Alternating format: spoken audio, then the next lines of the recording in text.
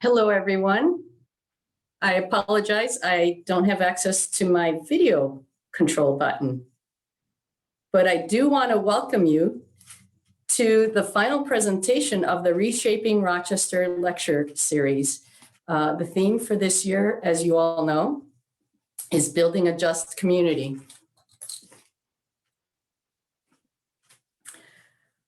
In 2015, the theme for the lecture series was Balancing the Scales, Equity by Design. This is where we first began to explore the intersection between placemaking and equity.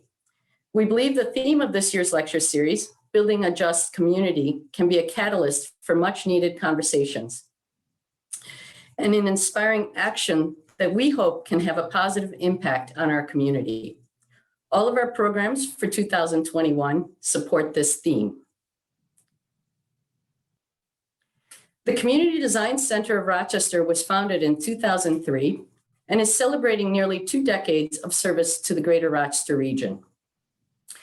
We promote design excellence and sustainability in the built environment through advocacy, education, and grassroots community facilitation.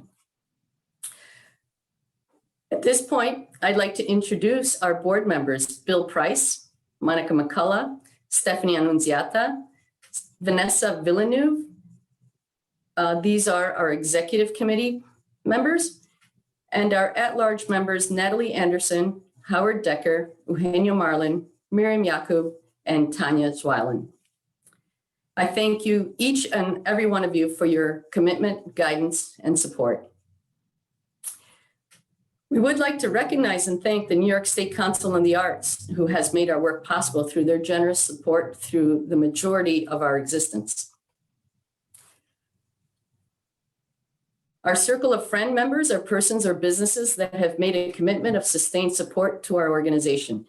We gratefully acknowledge their support, and we extend an invitation to each and any of you who value the work that we do to join the Design Center Circle of Friends.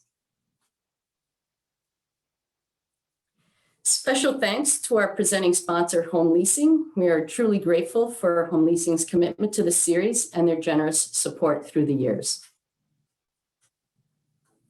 We gratefully acknowledge ESL Charitable Foundation for their generous support. And we also want to acknowledge the Community Preservation Corporation for their continued support as a gold level sponsor.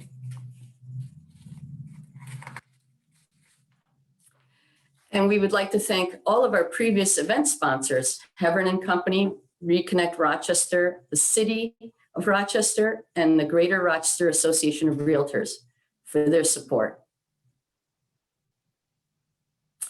WXXI is our exclusive media sponsor, and we'd like to acknowledge the AIA Rochester for being our sponsor for the professional development credits.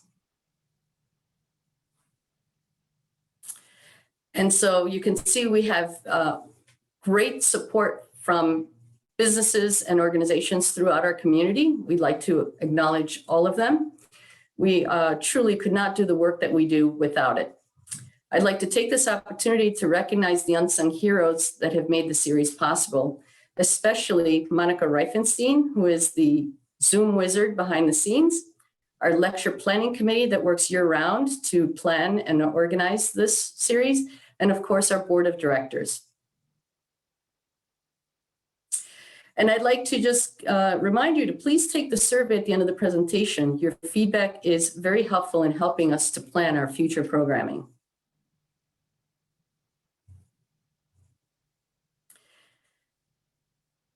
So this is our annual Roger Brown lecture. Roger Brown is one of the founding fathers of the Community Design Center of Rochester. We recognize his tremendous contributions to the center by naming a lecture in his honor. I'd like to express my deep appreciation for his commitment, guidance, and stewardship, most importantly for his mentorship. The Community Design Center of Rochester recently lost an important member of our family. Dean Biancavilla was another one of our founding fathers, and he passed away unexpectedly recently. Roger wanted to take this time to share some information about him.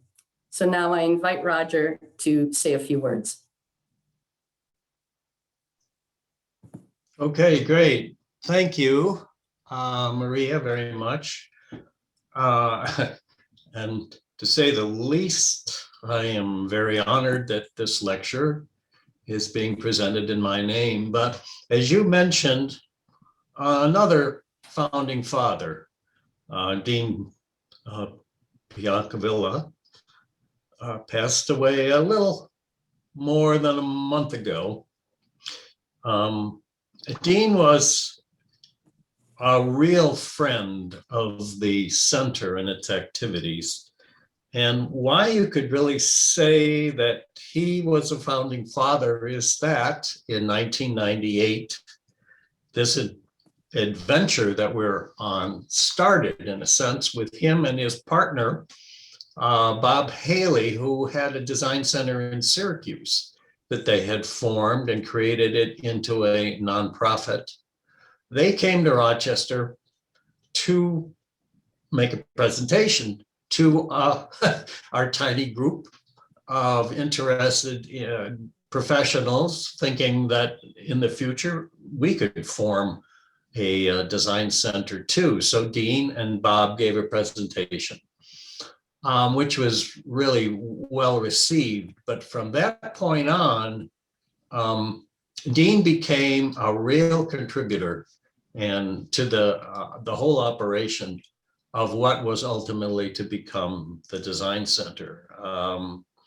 Dean would spend much time from his place in Syracuse doing research for us and taking research trips and helping with the bylaws. And, you know, he would come to every board meeting, which is ultimately, we did put him on the board. He became vice president. And we did, he did many presentations. He and I would do presentations around the state and locally on urban planning and urban design. So, and Dean really loved coming to Rochester and being with, you know, the board and the various folks in this city. So it is, so I'm really happy to get this opportunity to, you know, to have Dean recognized in this presentation. So with that, I'll turn it back to you. Thank you, Roger. And so I'd like to acknowledge that the presentation is approved for AI credits. Excuse me. So for the following slides are for those individuals that would like to get professional development credits. If you wish to receive credit for this presentation, please note the Google document that Monika has posted in the chat, or you can email Monika directly. Of course, here is your course description and your learning objectives. And so now I'd like to take this time to introduce our speaker. June A. Grant is the founder and design principal at Blink Lab Architecture, a boutique research-based architecture and urban design practice. Launched in 2014, Blink Lab was created based on Ms. Grant's 20 years experience in architecture, design, and urban regeneration of cities and communities. Her design approach rests on the avid belief in cultural empathy, data research, and new technologies as integral to design futures and design solutions. Blink Lab has 3 mandates: a commitment to design exploration, advocacy for holistic solutions, and the integration of technology as a central component for a regenerative society. I quote a statement by Ms. Grant. It says, "Because we are designers committed to new forms of knowledge through making, we prefer to situate ourselves in the middle of catalytic design, where new challenges and emerging opportunities are addressed through multi-layered thinking and design." Open and collaborative, Blink Lab is a small multidisciplinary design studio with projects bridging from architectural form, urban economics, urban design, industrial design, furniture, and digital fabrication towards the creation of regenerative communities. Ms. Grant is the immediate past president of the San Francisco chapter of the National Organization of Minority Architects, a board member of the Association of Computer Aided Design in Architecture, a WBCA 100 honoree, a 2020 CEDAW Human Rights honoree, and the 2020 10th Annual J. Max Bond Jr. Lecturer. With that, I invite Ms. Grant to join us. Thank you, Maria. And thank you for the invitation to speak. It's quite an honor.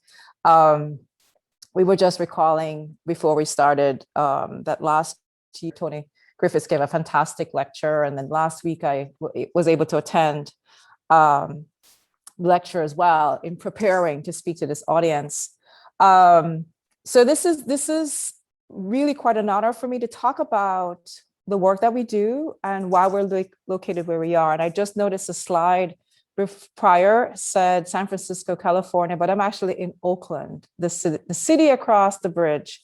And there's a huge cultural difference, but we're also kind of like considered the stepchild.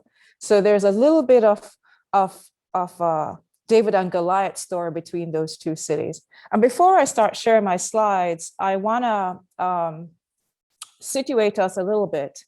Because we're an organization, a tiny studio, a tiny design studio located in a community, not in the downtown. And I've located my practice within the quagmire, mix, confusion, and passion and empathy for communities, simply because communities typically do not see, our youth do not see professionals in action. Typically, they see professionals walking towards the mass transit system, heading towards a major city for employment. And I thought it was important for the youth to see a minority professional at work, because that's how I was raised. I'm not originally from the US, I'm actually from Jamaica. And I was fortunate enough to grow up in a neighborhood where I could see doctors, lawyers, air stewardesses, pharmacists, all going off to their various places of employment. And that in itself, the physical presence of these professionals provided a means of inspiration of what a future could be. And so understand that you're hearing from someone who really believes in being present in the issue, that we cannot design from the outside. I think we've done that enough, and now it's time to try it a different way. So I'm going to start sharing the screen, and just a little bit of warning. The first slide is a little loud, so you may want to turn down your audio a little bit.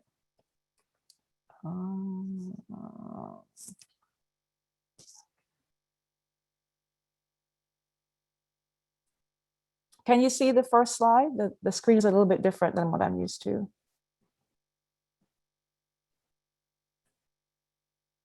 Okay, I will start.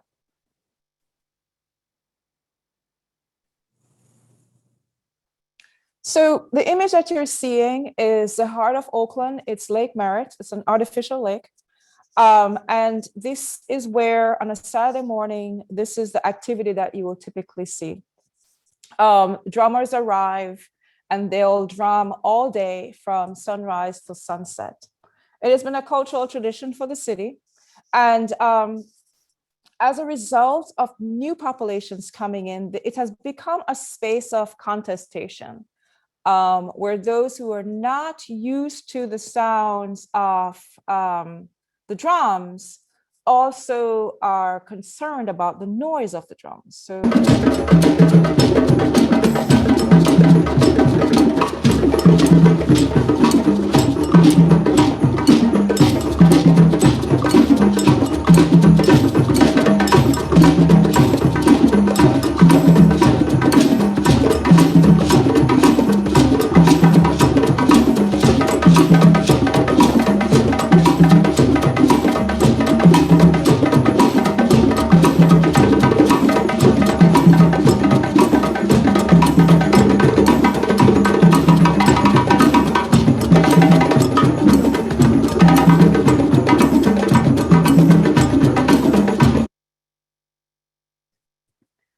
surrounding the drummers and the active use of the park this is what the park looks like. You walk, people are taking their kids for a walk. It's a beautiful place. It's one of the most relaxing central green spaces we have. It truly feels like a democratic space where if any income level can feel comfortable. It is very inviting, very calming. It's surrounded by some higher end restaurants and lower end restaurants. Your T-Mobile as well as your social service. There's a synagogue and a cathedral. And the park is being used in various ways. Actively, there's a very pregnant woman going for a jog, as well as the latest arrival of yoga practitioners. And the yoga group has become a symbol of gentrification for Oakland, where many minority groups are no longer feeling that these places that they have once considered theirs no longer feels home, no longer feels as accessible.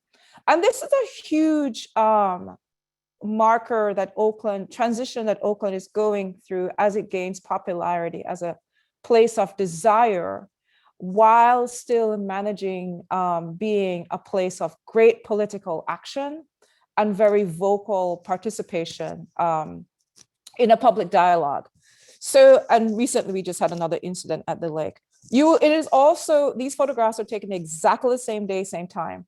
There is also a place of protest. There is space to protest, whether it was allowed or not legally, the use of the space to express a political position. This location is unique in its ability to handle all of these varying high emotions at the same time. And yet a participant does not feel unsafe, that their life is at risk.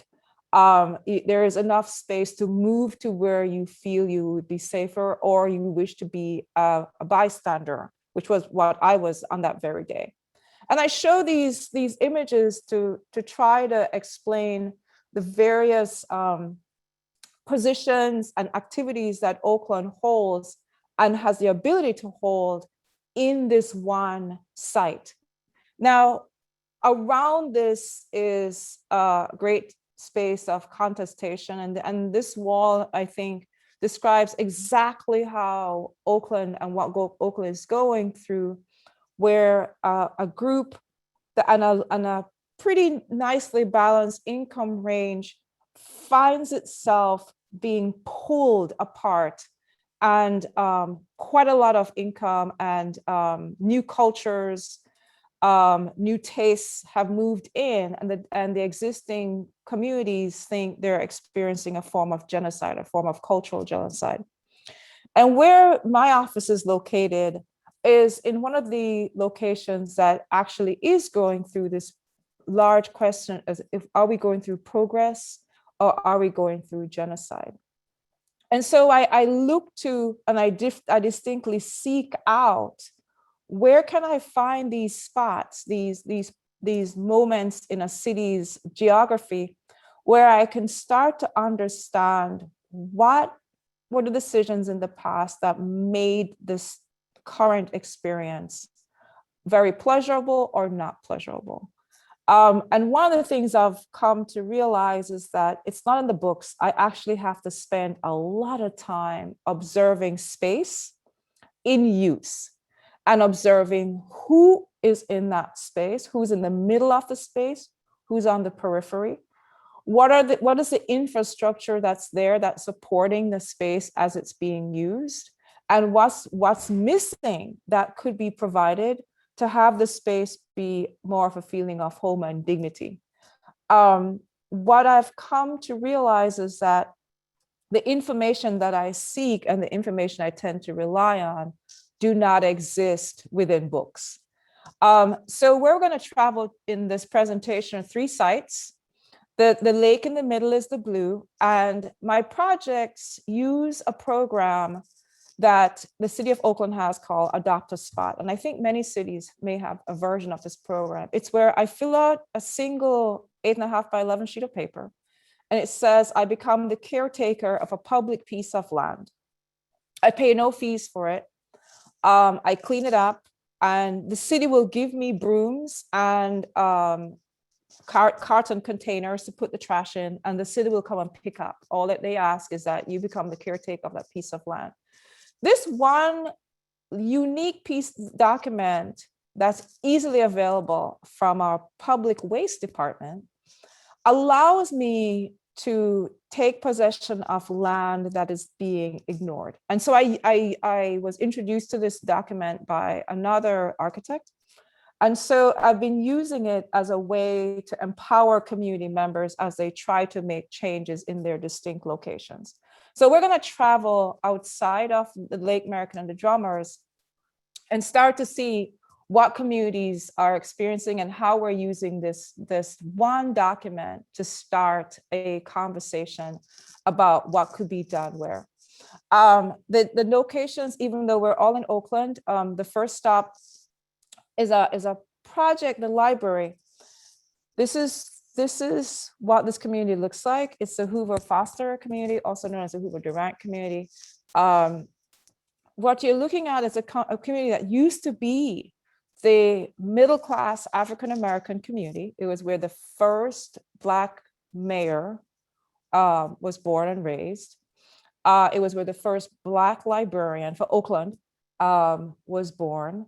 It was where, during the time of segregation, we had the first Black fire station. These are all memorable moments. There are people in the community who remember these markers in time and remember when this community was treed, beautiful, where the cotillion and the debutante season were lively. We're talking about a group of people who remember when this community was a beautiful community filled with pride.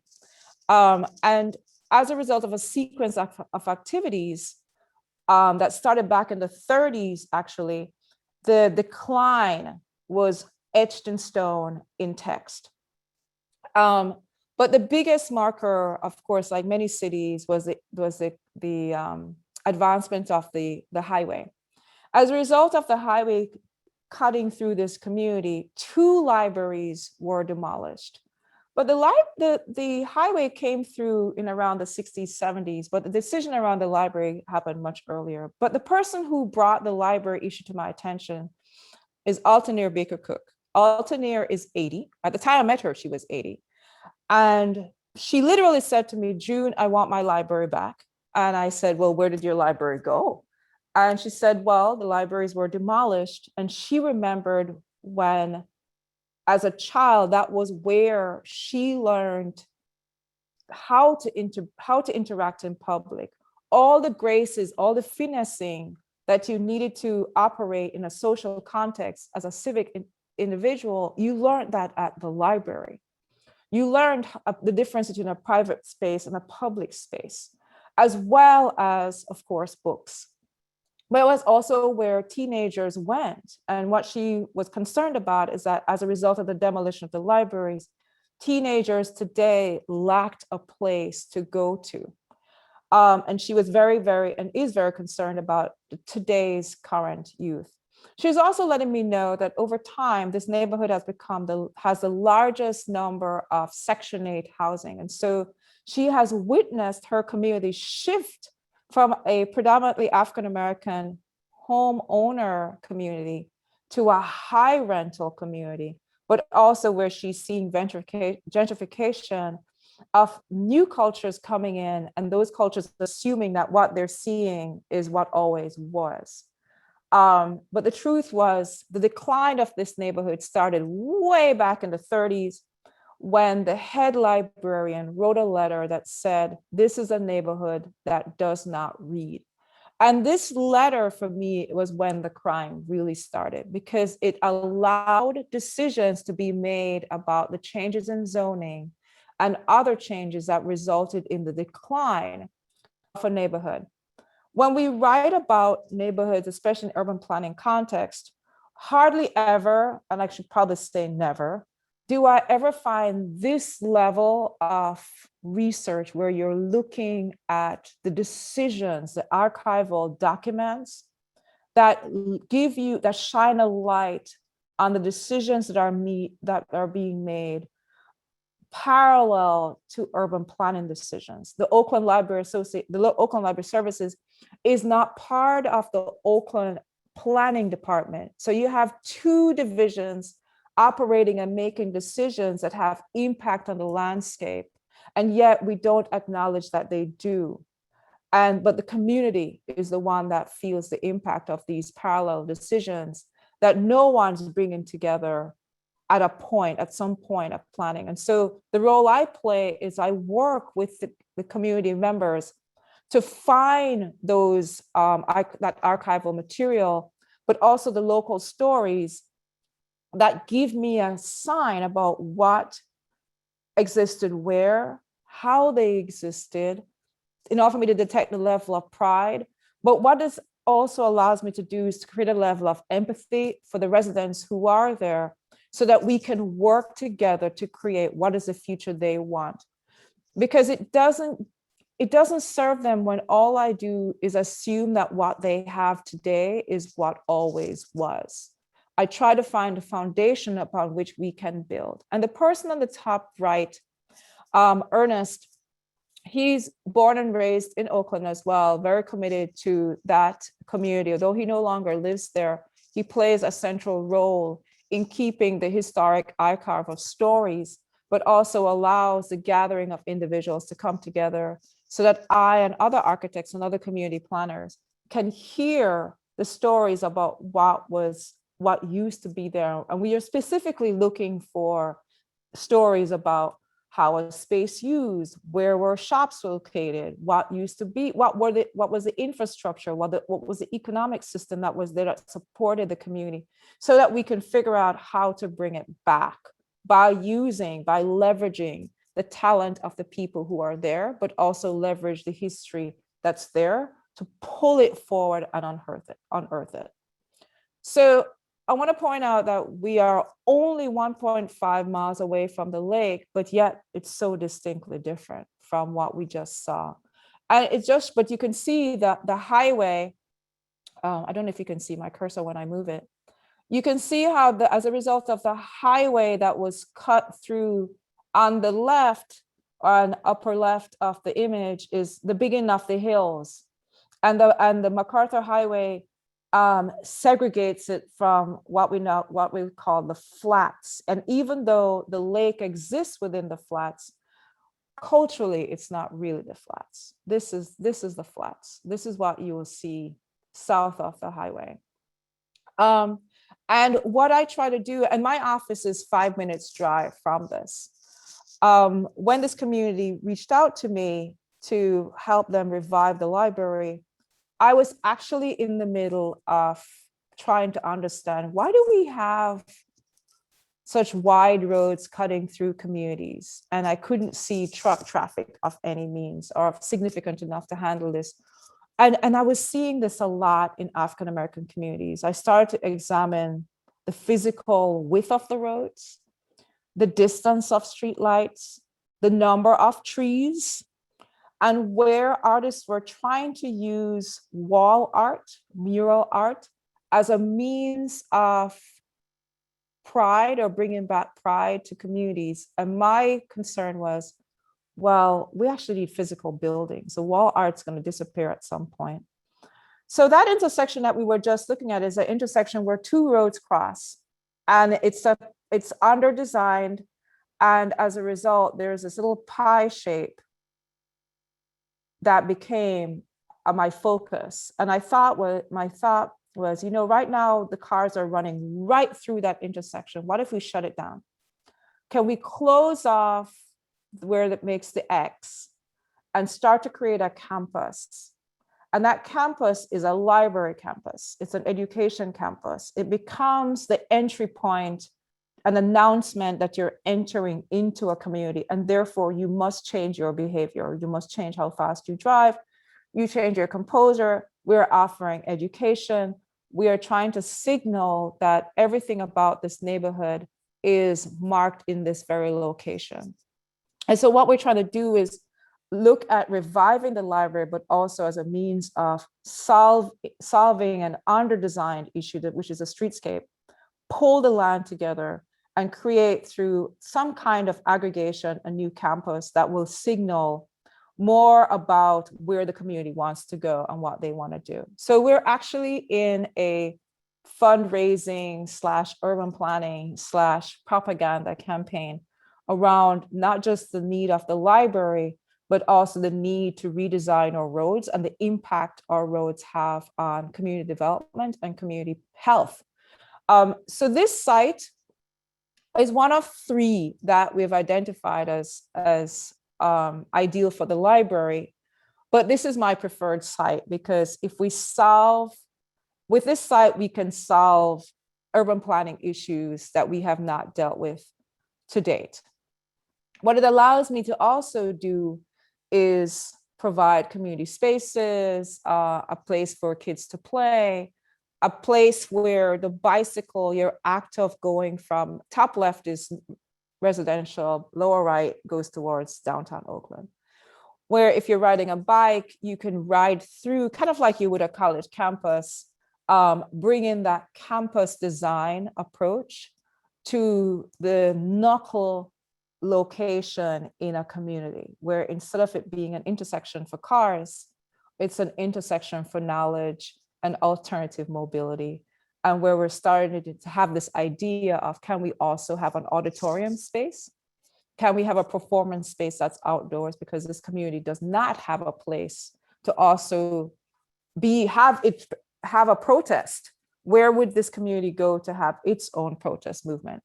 And so this is one of the ideas around what does it take when a community says they have one issue, but you bring the lens of an architect and you bring the lens of observation, and you also bring the lens of what if we hybridize the solution?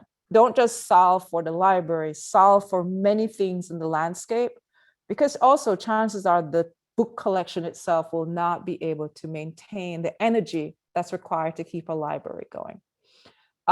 This project, let me phrase my words.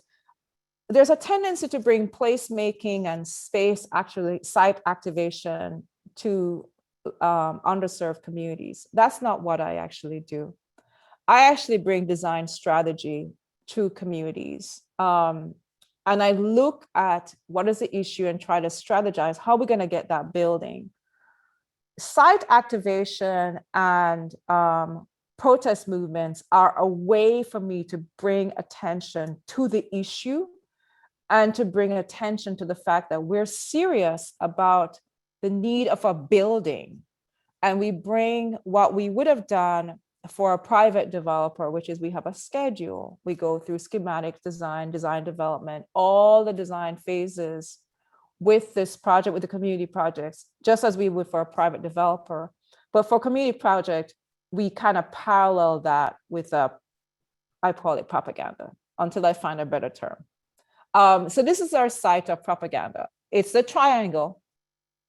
I use the Adopt the Spot program to adopt the triangle. I also got an agreement with the landlord for this site. It's a young sibling, to have access to this site for the, what we call the Street Corner Library campaign. And what we did was bring public awareness, community involvement, community voice around the lack of the library.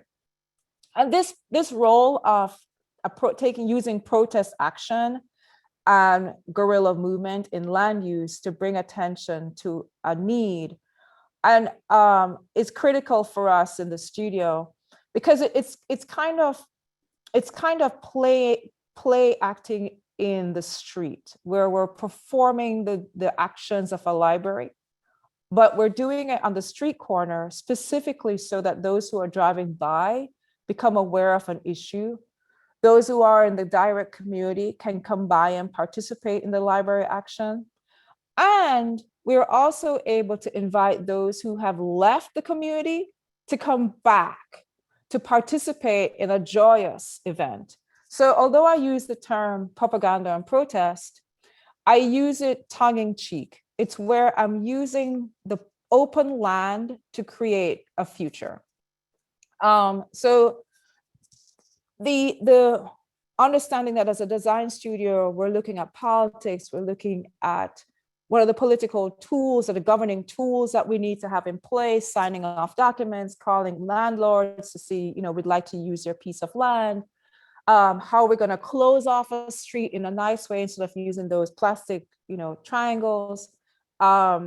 What can we do to bring life back at nighttime? Because this is also an issue in many underserved communities, is how can we bring back the night? And we do have a Take Back the Night program in this community as well. This was an image we did before Black Panther, right before Black Panther was released. And one of the things that the community, in talking to them, made me recognize that they had many photos that they would like to project to make others be aware of the beautiful history of the community.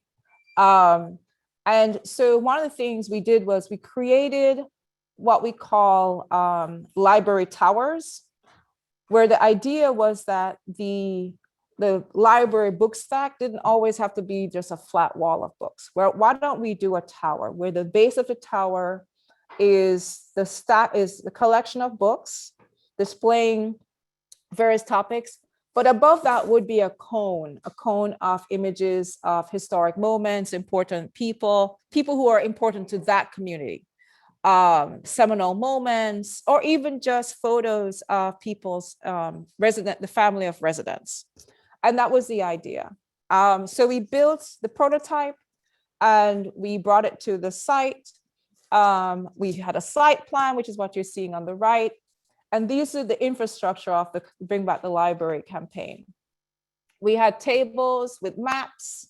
So if you came by, you could mark a map and place, historic moments where something used to be, or where something is today that you'd like to keep, or where you'd like to locate something in the future. You could write your hopes and dreams on the blackboards or portable black foam core boards. And this became a moment for everyone to mark their interests and their views about what they want their future library to be. We had a story corner, and also we had invited guests. We always had a special guest at each event. I think for the first event, we had the grand nephew of the first Black mayor of Oakland come and speak. We had, we had maybe over 17 individuals who had left the community come back to talk about the history of the community. And this is what it looked like. This was just, we were prototyping, play acting, all the activities we wanted in that library, but we did it on a street corner, so that what we were trying to do is walk into the future of what that library experience could be. And so over time, both sides of this, the blackboards became filled with desires and artistic expressions and what the library used to be for some individuals versus what they wanted the library to be. Over time, the Oakland Public Library, the Oakland Library Association became partners with this initiative. And then the Friends of the Oakland Library Service became partners with the effort. And these are just photos from over the years. The center on the bottom is the niece of the first Black librarian. And we had everyone of all ages come out to participate in the library event. We had people who were driving by who just came and pick up books and left books. A local lock and key commercial office would store the books, but they gave us a room in the back to store the books for us, and then we'll cart them back out every 2 months and have the library event. We had a newsletter. There were interviews by the local paper, the public radio interviews. All of this was a 2-year effort, bringing and focusing attention, not just on the need of a library, but the history of this community and why this community was important, that what we assume today is not what always was. 2019, I stopped working as closely with the community because I became very ill, but the movement kept going. I shouldn't call it the movement, but you get my point, is that they galvanized around this effort. More community members got involved, more organizations got involved. And so I'm happy to report back that as of last year, the city of Oakland has agreed that a library should be undertaken and is now providing funds to start the feasibility and concept design for the library and return of a library to this community. So it's, I bring this project to focus because when we started out with, we want a library, and that was the only statement we had. My other provision was, okay, we need to do this out in public. This cannot be a community meeting in a room because we will never get the attention that we need.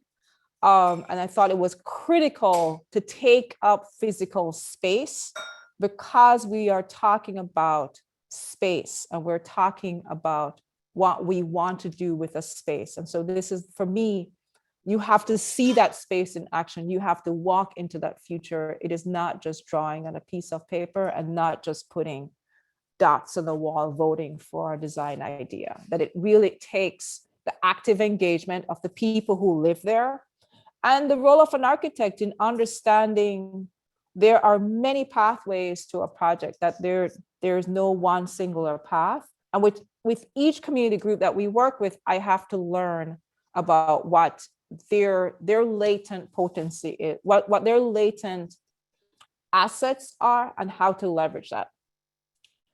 The next community, not as successful, but I bring it up because it does us no good if we only talk about the successes. So now I'm in the East. We call this Deep East. We're about 5 miles from the lake. And this is, every major city I've been in the US has a street that looks like this, where there is a diversity in the artistic signage and the condition of paint on the walls and what's offered for sale and how it's for sale. And usually God is very, very present in the advertising. And I point this out because for me, what that looks like is the fact that our local government has not paid as much attention to communities as much as they have paid attention to downtown. Now, that has been a planning, hold on a second. That has been a planning issue. And it was part of the methodology and the thoughts of the time that you focus on the downtown and then you branch out. But what has happened is it's consistently in the downtown. We haven't branched out. And so this is the extent of what happens is all we ever do is widen roads and pave roads and direct the roads to downtown with the idea with some kind of backflow system, the economy would with the funds that we spend, that we receive, would go back into community through local spending. Well, we can see that does not happen. Directing all our attention to the needs of downtown has not served communities. When I walk through some of these communities, these are just some of the things I observe and feel when I walk through them. It is not to say that this is what the residents themselves, how they feel about their community, but it is what I feel as a quote unquote foreigner to some communities if I'm not used to the signs that are there and the people who are there. And so as an outsider, it is easy to make negative conclusions about these communities because they may not align with how we view that they should look. So we have to spend time with the local groups, with the residents, but also this is where I go into the period of observation where I'm able to find points of beauty. this community came to my attention because I was asked to participate in a facade improvement program because, again, transportation, the transportation department was making another transportation change, bringing the bus rapid transit through the 14th Street, which is also a cultural street in this community. It goes all the way from the adjacent city all the way to downtown. And as a result, with any construction project, the communities were being impacted. The local commercial properties are being impacted. Residents are being impacted. Businesses started to close as a result of the construction impact because their customers can't park. They can't get to the stores. And so the county had provided $2 million towards kind of like some means of helping a 25-mile stretch of community. I didn't know how that was going to work. But the community members who I knew, and these are some of the individuals I knew, there was a parallel effort going on that was outside of the government effort called the Black Cultural Zone Collaborative. The Black Cultural Zone Collaborative is unique in the sense that they are not funded by government. They take no political positions. Their only interest is maintaining and holding ground in their communities and reviving the economic industries for themselves. They wish to build on the culture that's there. They wish to revive their community themselves. And so they are a bottom-up community group. What I find really fascinating is about them is that they're also, and there's a tendency on the profession to look down on community members as being unaware, but they're very aware about what they would like. They would like street markets. They would like vibrancy. They would like to be able to move freely. And they recognize that their population is very diverse and they don't wish it to look like a downtown. They wish it to look like themselves. And so once we're clear about the aspirations and the emotional connection to that vision that they have for themselves, it is easier for me to work with the community because I'm not coming in with, here's what design is. I am looking at, what do you want? And so I take the position again, I look back at history and I look at themselves and I look forward and I help to get them where they wish to go. So the stretch of land that we're looking at on 14th Street International has a potential to be just as lively as a market in Lagos or a market in Johannesburg. It used to be a very healthy commercial district. And as a result of zoning and various initiatives, usually around transportation, the idea of street use and commerce became fractured. But I've been intrigued by this issue around how we use public space. Again, I'm not from the US and I've actually lived in several countries. And what I've recognized is the street in most other countries serves multiple purposes. It's not just for cars or buses or pedestrians. That street vending and active street vending is part of the attraction of the commercial space. And yet within the US, we've insisted on segregating that wall that separates the store from the street.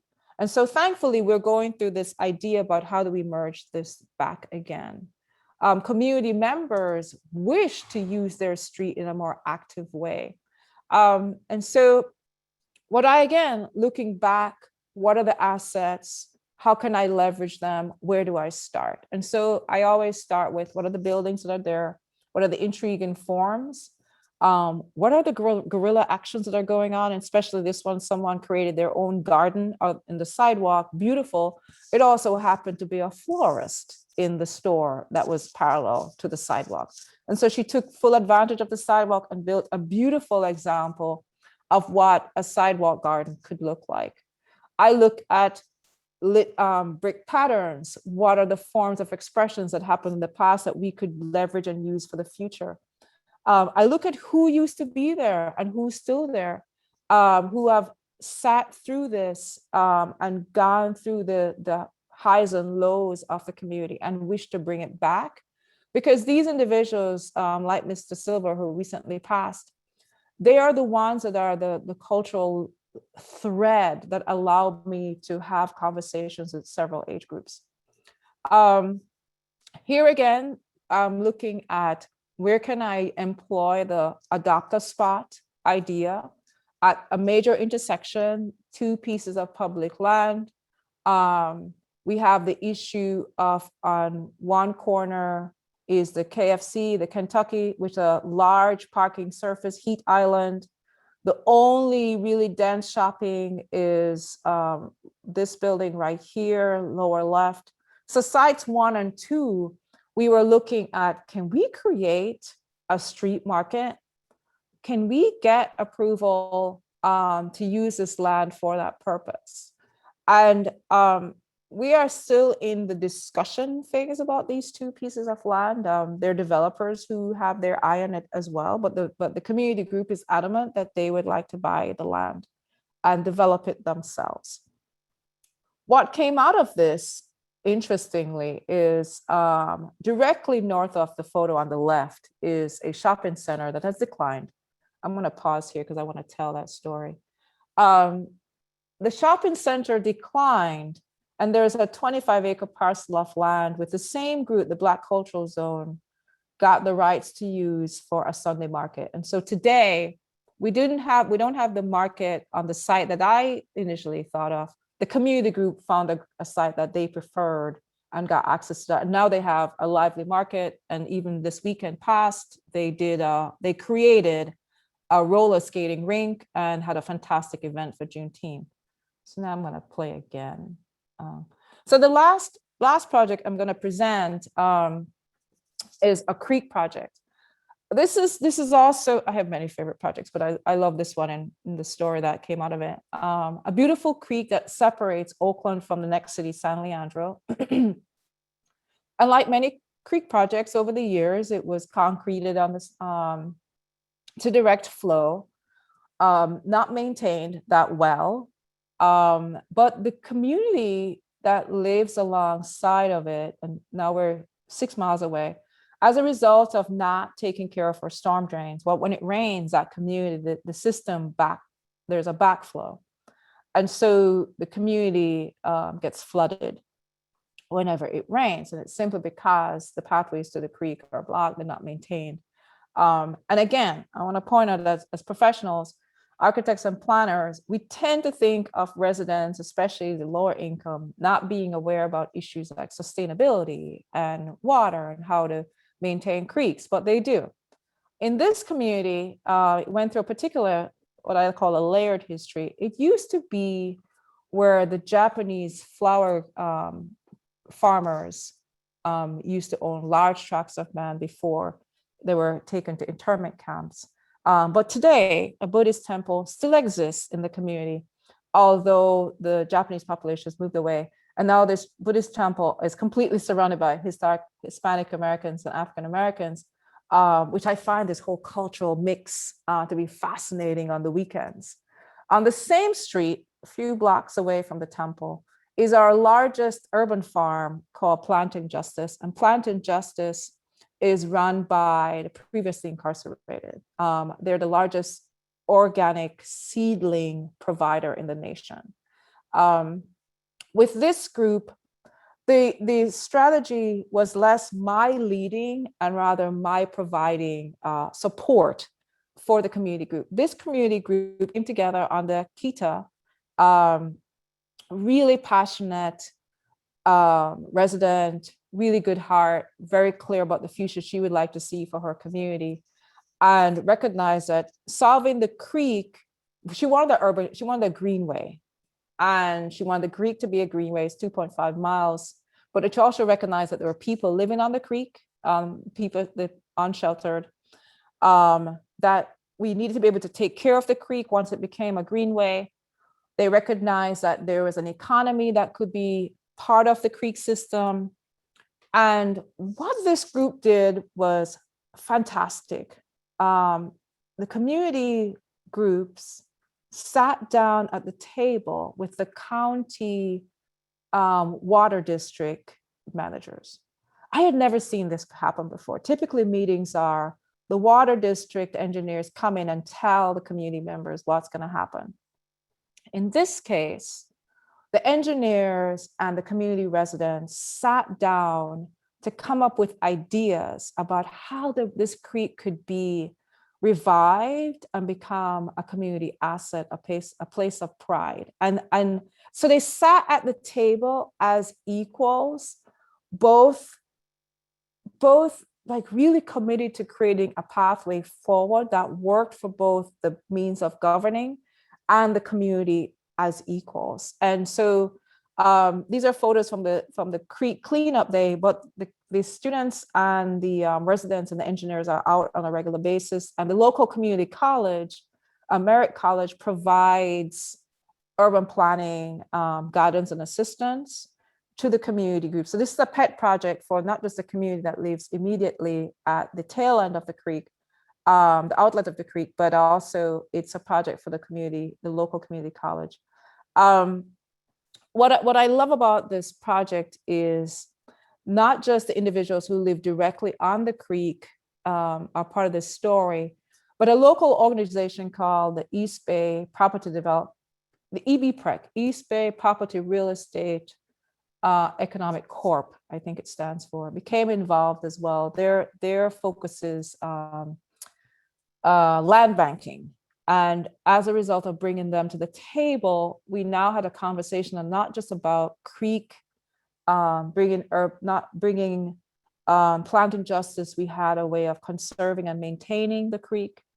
EBPREC coming on, we had a means around land acquisition and land holding, so that once the creek became a gateway, it would not be sold for profit, that people who lived on the creek and that land along the creek would go into a bank.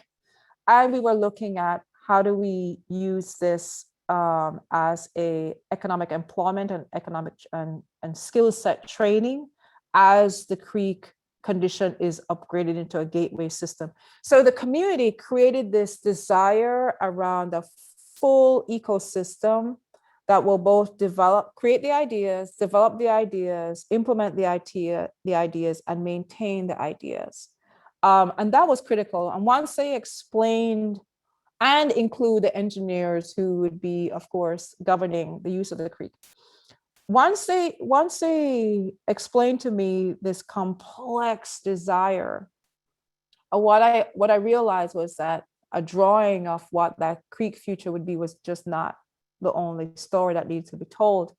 My role on this was to pull all their desires, their entire vision in one diagram that they could use to explain to funders, because of course, this is a massive project that came from the community, being directed by the community. And I was insistent that for this project, I would play the role of being a resource provider, not a director, because this was something that was way beyond my studio. But B, I'm also looking at this community as one that's quite powerful in their skill sets and their passion. And I wanted to understand what was that latent energy and what could it produce at the end. This is a quick diagram about the entry point to what that greenway would be, where there's not just we have water testing, but also science experiments, barbecuing. You could ride your bike and park there. You picnic, and of course, making sure that we have a safe place for trash and restroom. All the typical things you would see at a park. But the difference around this one was the idea that we want to also bring science into the active experience of the park, not just water testing for the administration of the site and not just barbecuing.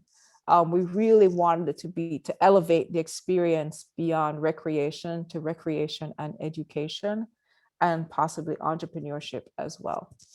So this project, I am excited to say that there was an RFP statewide. State of California issued an RFP about community funding for projects. The community groups came together, and what the diagram on the right is how I explained what they would like to to do and how all of it was important to consider, and that one piece of the pie was not enough. And they submitted their proposal to the state of California and was awarded one of the largest state grants ever, $28 million, which this community group is in charge of administering and kind of designating the work and who will do the work, because they're adamant that this will be done by local groups and this will be done by predominantly minority organizations. It is just fantastic to be able to play the role of shepherding, not even shepherding, but recognizing that I do not have to always lead. Sometimes the role of the architect is simply to articulate the vision in a manner that is understandable to the person they must talk to, not necessarily to just draw what that vision looks like. Here is what a beautiful creek experience could be. Sometimes as an architect, our role is to concretize and explain in very simple terms the goal of where a community wants to go. And that's probably also the way to build trust, is spending the time observing and listening and realizing that we don't always have to be in the spotlight or the one that's taking most of the spotlight. And I think this might be my last slide in the deck. Let me see here.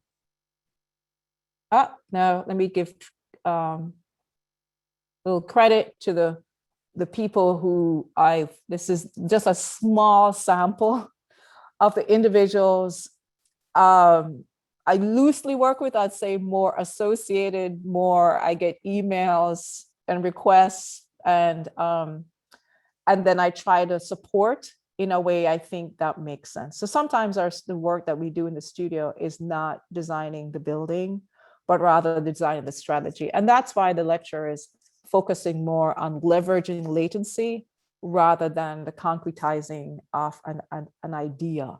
Because sometimes community groups, that's exactly what they need, is for us to tap into their potency and pull it forward so that we can move projects along. And I think I'd like to end on that note, if that's okay with you, Maria. Thank you, June. That was really particularly interesting to me because of the work that we do. And in so many ways, the ways that you describe the role of an architect or a planner as a resource person was really fabulous. I'm going to have to review the recording and capture some of your quotes, but you've provided us, I think, another view, another window as to how architects and planners in communities anywhere can really assist the communities in helping them to achieve their vision. Yes. So I found that particularly interesting. I am going to figure out how to expand my screen here so that I can look at the chat and funnel some questions. But I was really fascinated through your talk. You used a term that I absolutely love, and I'm going to try to adopt and incorporate, is we need to walk into the future. Yes. Really love that. And I was thinking the same thing the other day. I think before the presentation started, I was telling you a little bit about the project that we have here, the Interloop North project. And there was an organization that was formed knowing that this Interloop project was going to be considered at some point in the future. And that organization is called Hinge Neighbors. And its intention was to kind of be a resource to the community that was going to be impacted by the infill of this sunken roadway that divided a very affluent downtown neighborhood from a community that was a very rich community historically, but is now has many, many challenges. And of course, some of those challenges are because of bringing that roadway in through their community, right? And looking at the history, understanding the history, when I recently did a presentation for Duluth, Minnesota last week, and I took the historic image, the historic map of that region, and then compared it to the current map. And the richness of the neighborhood was so obvious when you look at it. So it's important to look back, but it's also looking at the solution. It's important to think about how do we, solve the problem for today? And we're always using traffic counts, and we're always saying, people need to drive through here to get to there. Let's really look at an innovative solution, and see how do we want to experience this place in the future. So your walk into the future quote is going to be used by our organization more often. I'm glad. But can I just respond to two things you said? Because when I opened the studio, my coming to this position of walking into the future and observing, tapping into latency is something I've always been interested, but the patience around listening to the community group was what I had to learn, because that's something that's not taught and not encouraged, really. And we don't have typically time on projects to sit there and listen and really keenly observe. But when you work with a community group, they'll let you know in no time that they have not been heard. And you feel the impact of when they're aggressive enough to let you know that no, they don't appreciate you coming in telling them what to do. They would like you to listen to their ideas and thoughts because they have been here. That took me a little while to learn. Okay, slow and listen and hold. I don't have to say, I'll have a space to say what's on my mind eventually, but really listen to see, is it really important to say what I have to say, or is it more important to listen to what they have to say about their future? But it took me a while to get to that point. And I certainly am on that journey. We exist at a time where everything is fast tracked. Everything has to happen yesterday. And even very evident in the construction industry, this whole idea of fast tracking, you're designing as you go. Yeah. But sometimes when we look at history of neighborhoods and history of organizations, you see that the slow track really yields tremendous benefits and has truly great value. Yes. Yes. Particularly in having that historical context or having that, maintaining the historical thread, that continuity from one point to another point, or one point in history to another point. So I think we have to learn to appreciate that as well. It looks like we have several questions, so I'm going to jump into some of those. I have a very dear friend, Richard Glazer, who always listens in and participates on our programs. And he asks, says, there are so many parallels to the discussion we need to have, re the Inner Loop North. How did you engage the community and obtain the input and support? Several levels, several things here. And I'll take it from the context of how I started practice. The studio, when I opened it in 2015, actually, was started with the idea that 70% of our projects would be private and 30% of our projects would be community-based. And when I say community-based, it means either I initiated the project so that they're independent studio projects, or the community literally knocked on my door and said, we have an issue, can you help me out? When we first opened the practice, I actually went to, I can't tell you how many community meetings, communities I did not live in, community groups that were adjacent to my office, adjacent to where I live. Across Oakland, I went to community groups to hear what were the issues in communities. And that's where I became aware of the community desires. So that's my first statement, is how I engage with communities was, I actually am present. I've been known to be part of community groups. So I've established a reputation to begin with. So I don't appear when a project appears. I'm actually working in most community groups, or they're aware of my work. So I've already established the last 5 or 6 years, a level of deep trust across Oakland because of my history. that trust allows me to walk into new projects. Like we were talking about our general plan update, which is similar to this large project you're undertaking. How we engage on these kinds of projects is, I'm not sure whose phone is on, computer is on. How we engage with these projects, I do newsletters. I talk about the wins and losses. I reach out to individuals who I think may be interested in the topic. I am very transparent about the process and the questions around projects overall.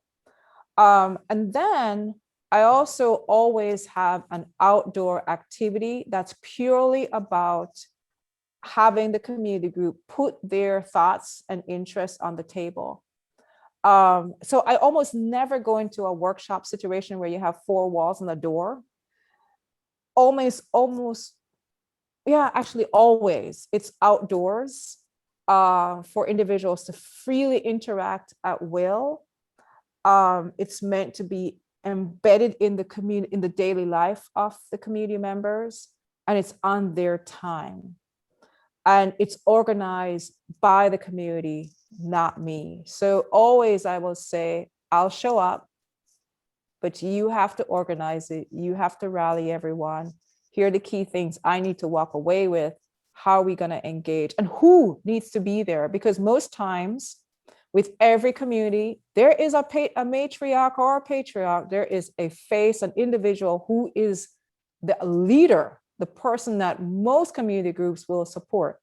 That person has to be on board with the effort. And usually I will have a conversation with that person 2-3 months before to say, look, I needed to go out and start spreading the word. So I do have apostles who their job is to go out and disseminate and gather and embed and make sure that when I arrive, the community is ready for me. I am also, I will walk in and say, I am new.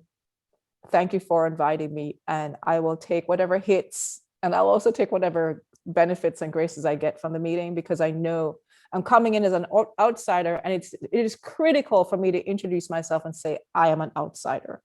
I will make errors. So that's how I engage, but I always have an outdoor event. And we are now creating digital media tools for community groups to give us input. And most times right now we do a Dropbox folder where we'll say, put your thoughts, send me images, send me whatever email you think is important about a project. And that's how we do it. We're very grassrootsy in our approach. I really appreciate that. We so often talk about community engagement, and so often it does happen inside those 4 walls with sticky notes, asking all too often people to respond to a proposal that's already been designed. Yes. And Yes. One of the things that we as an organization strive to do is to try to be that community resource and to help build the community capacity by identifying those community leaders that exist, and also by helping them to learn the tools and strategies that they need in order to respond to these projects, and the design of, the language of design, so that they can understand what's being shared and also speak on the same terms. But I have a feeling you and I are going to be chatting much, much more, because there's so much that I can learn from the way that you're doing your community work. And can I just add one more thing?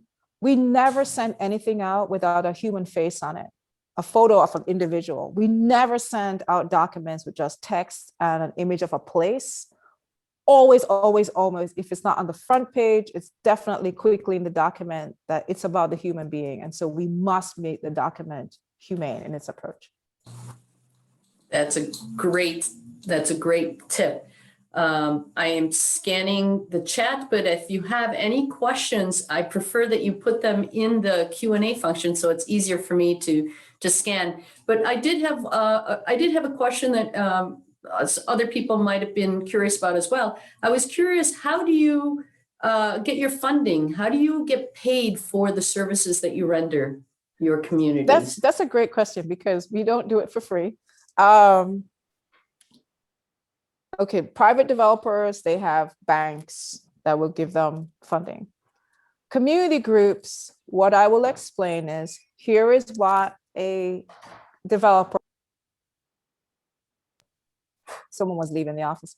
I will explain, here is how much time we can, here's what we can do. Here's a strategy I recommend. Here's how much time it's going to take. Here's the approximate cost.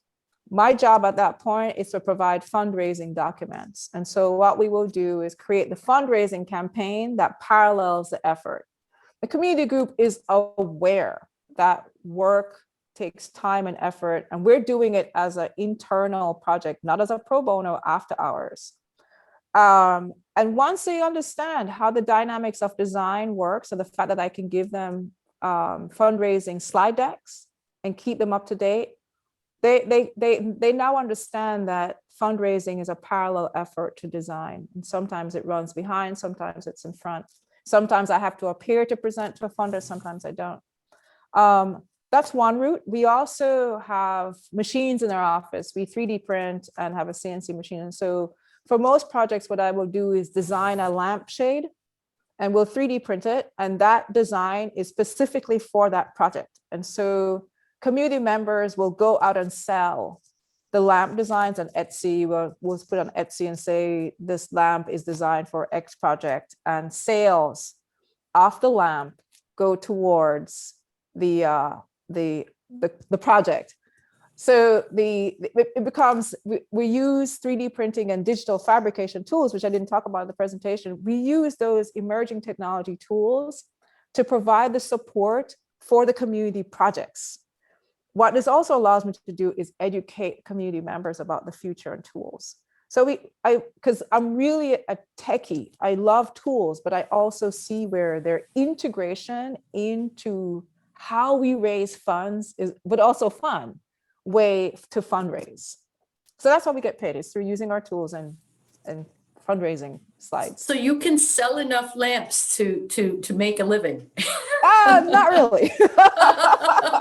There's so much work out there. That idea. And here I've been working so hard. No, but I do find that as a unique approach to fundraising. That's quite interesting. And obviously you having the knowledge of technology can find the right tools to implement.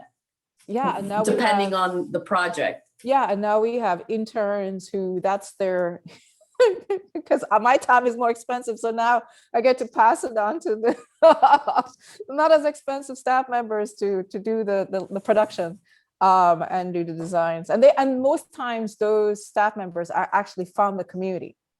So it's not your architecture school architect's student, random student, is actually someone for the community. So they're emotionally involved in the production of the lamps as well. That's fantastic. I have a question here from Alan Oberst, who also is a regular participant in our programs. He says, I'm so intrigued by this presentation, but especially so the San Leandro Creek Greenway project, which was truly fascinating.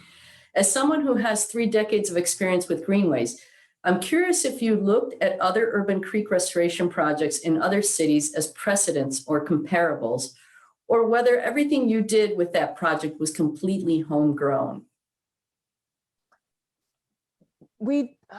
Yes and no.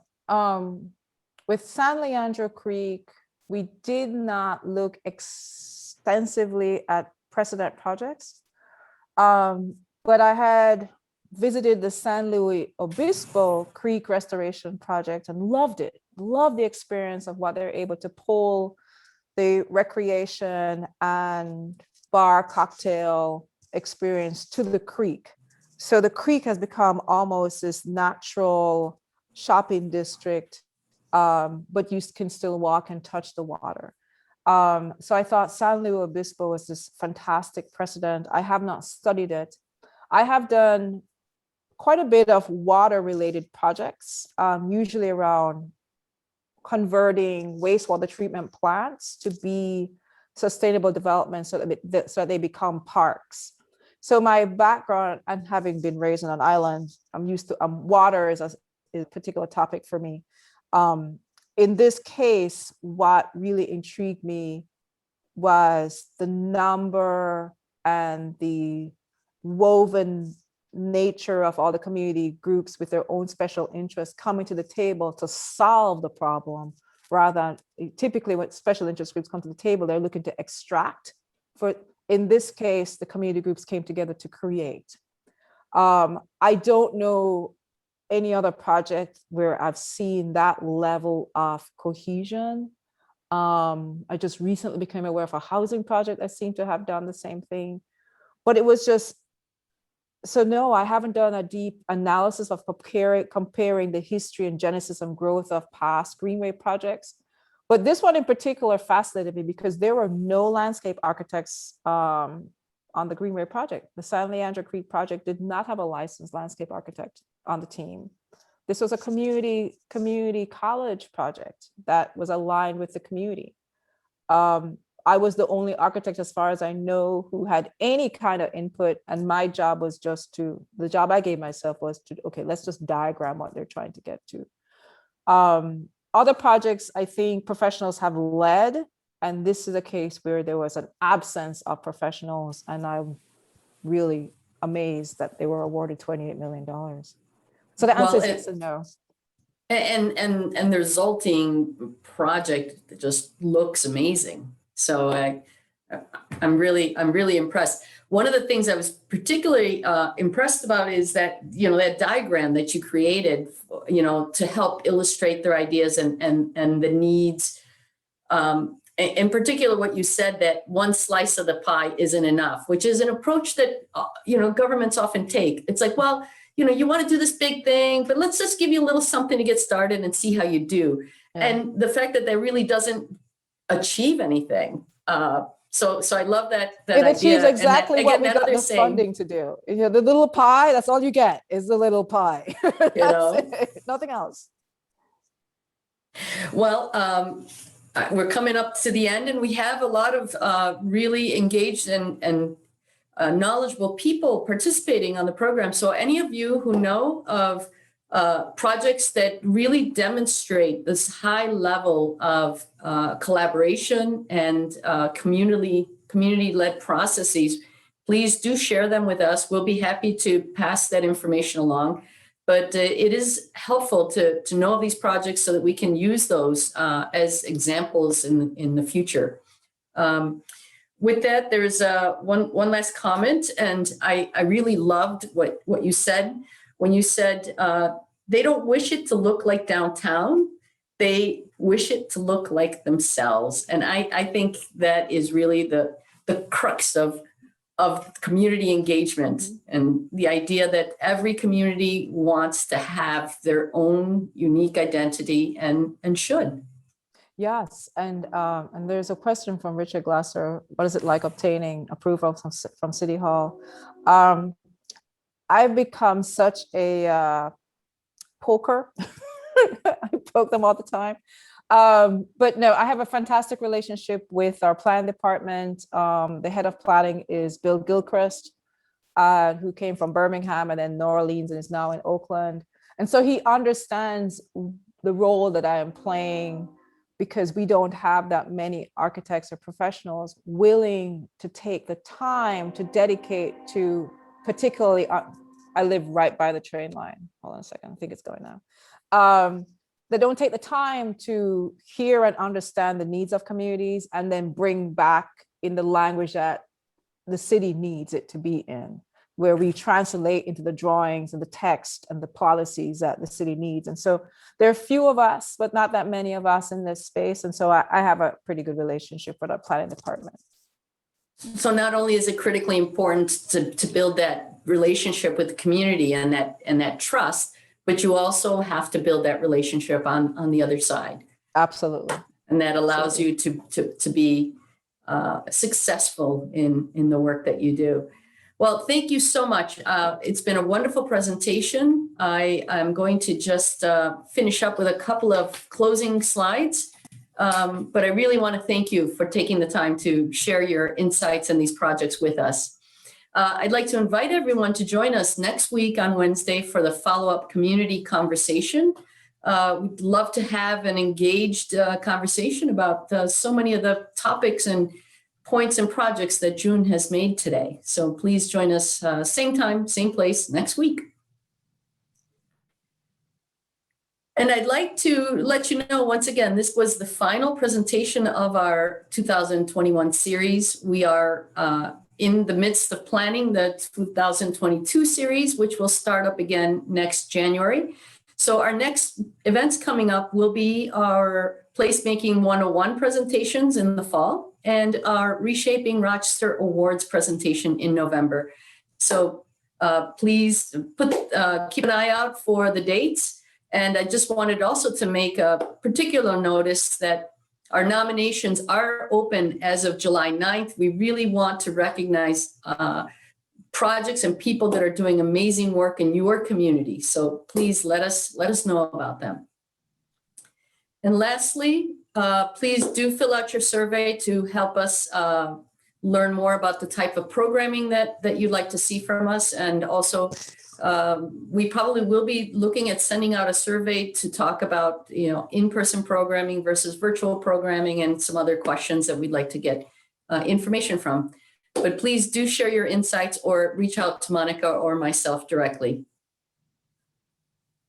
And with that, I want to thank you all for participating. Have a wonderful, wonderful afternoon, and we'll see you again soon.